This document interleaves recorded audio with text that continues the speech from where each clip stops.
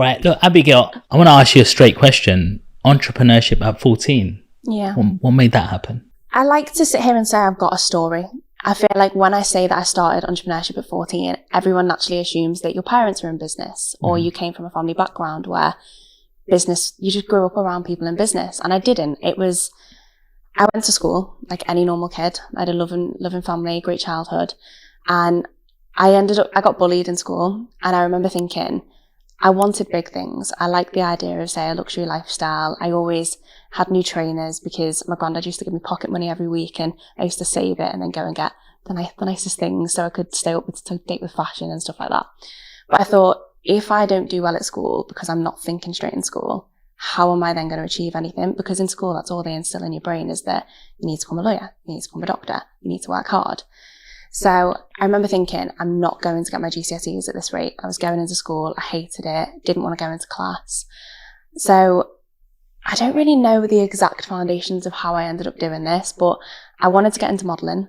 So got into modelling, and that's when I thought, these shoots that I was doing, you could grow your portfolio for free because these photographers wanted to gain their experience. So that's when I started ordering product in from China and eBay, modeling that product and then selling it and then drop shipping it online. I didn't really know it was a business concept until I started doing it. Then I started making money, then reinvesting it and making more money. And that's how it pieced together into a business.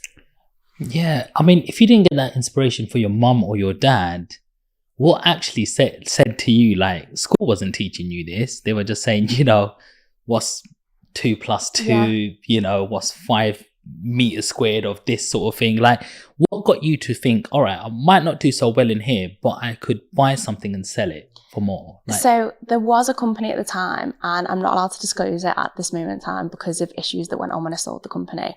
But basically, there was a company that was selling these dresses. They were like bandage style dresses, and they were about £80 to £90 per dress. And I remember thinking, I really want one of them, but it's out my budget or it's really expensive. And then I realized you could source them from China.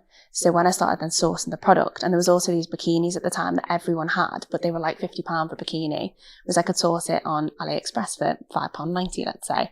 So I'd buy them in. And then when I was buying them in, I thought, well, I can use these to model, but I can also sell these on because people are missing out on this. Whereas people know about it now, but AliExpress back then, no one really knew it was a thing. No. So that's how you could obviously import your stuff over for cheap. Even if a bikini was £5.90 from China, you could get it in the UK for £8.50 from eBay and then sell it for £25 to £30 in the UK. So was it a bit of an accident that you just bought something? And everything I've ever done has been an accident. Definitely, but it's worked out. So you're quite an inquisitive person, or that's one of the traits that you have? Definitely. I think when I think of an idea, I've had to then create an ideas bank in my head and the notes section on my phone, because otherwise I'll come up with an idea and I'm like, there's a gap here. We can do this. We can execute this. Because I've definitely got an entrepreneurial mindset. Nice. So you've decided to model some of these bikinis that you've bought. Was you confident that you're going to be posting this online and people are going to see you sort of basically half naked sort of thing? Yeah. Like, as a 14-year-old, are you self-conscious, or is one of my school friends going to see me like this? Like, did any of that go through your mind, or did that actually happen? Do you know what? Because I was getting bullied in school, I genuinely thought, this can't get any worse. And if I can profit from it, let's profit from it. What was you getting bullied for? So I had like a group of friends in school and got on amazing. But then it was originally when I'd started modeling. So there was kind of like, everyone will sit back now and say it was jealousy. There's all this like horror jealous traits, which you do get in school. And I never like to sit there and say it is, because I think there's more to the way you look or the way you act. But I will sit here and say that, yeah, it would have come down to a lot of jealousy, because I always thought outside the box and I always wanted to do more things. I always had a vision. From the get-go, I always had a vision. As I said, I used to save every bit of money that I had so that I could always have the nicest things. And I never asked my parents for anything, ever, whereas a lot of my friends would have always relied on their parents to get them something. But I always wanted to make my own way. Nice. So, yeah, I would actually, just listening to that story, I'd probably say exactly the same thing, because when people see you doing something and trying to break the system and get out and do something with your life, the first thing they say is, I wanted you there. Yeah. Why are you going over there? Let me grab you and let me try to pull you back. Yeah. Because I feel comfortable there. 100%. Yeah, but when you're getting ahead of me, it's making me feel like I don't know what's going on. I don't know where you're going to get to. And it's making me, to be honest, making me feel shit about my life right now because what am I doing? It's behaviours and habits, isn't it? It's like, I know for a fact, I look back and the girls that did used to give me a hard time, the amount of them that tried to speak to me today.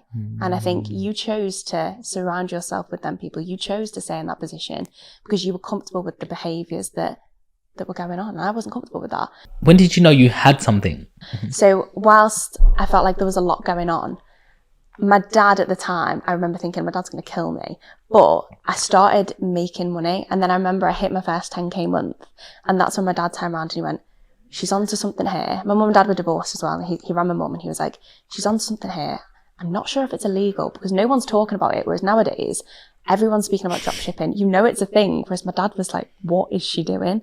Like, he couldn't understand the fact I was ordering a product in, selling it, and then I was literally just changing the address on eBay and dropshipping that product directly. But that just didn't, you can't do that anymore on eBay as well. They blocked the same tracking number being used across multiple sellers. But anyway, so. But you've just, you've just jumped that you've gone to 10k. Yeah. Like, how quickly did that happen? It was quick. So when I ran this business when I was 14 to 16. I'm talking, say, month 4. It was quick that I hit it because no one else was doing it. My competitors at the time are some of the biggest fast fashion retailers now, but at the time they were a lot smaller.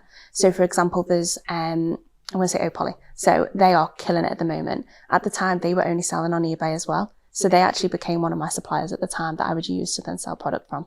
Wow. And how did you know how to scale? Because having 3 sales to having 3 or 30 to 300 is very different. Yeah. Obviously it's the same like process, but all of a sudden you got a different customer list and stuff like that. Can you talk to me a little bit? How was you doing that at a very young age? Yeah, so customer list, I'm not going to say it was as important back then as it is now. So your customer list now is everything. Like I always say, you don't own your following to always grow like your email list, your SMS list. Whereas back then, as I said, the competition was so low that customers just came to me and they also bought through my personal brand as well. So because I was modeling the product, people were buying into me. And I just kind of developed this friendship. So when I was also selling that product, I would have pictures of, say, me on there, my family, day to day, saying, like, girls, I'll get the product shipped out later. Any delays, just let me know. Like, people were speaking to me as a person. But when it came to scaling the company, that's something that I didn't really have an idea what I was doing, which is why I ended up selling the company.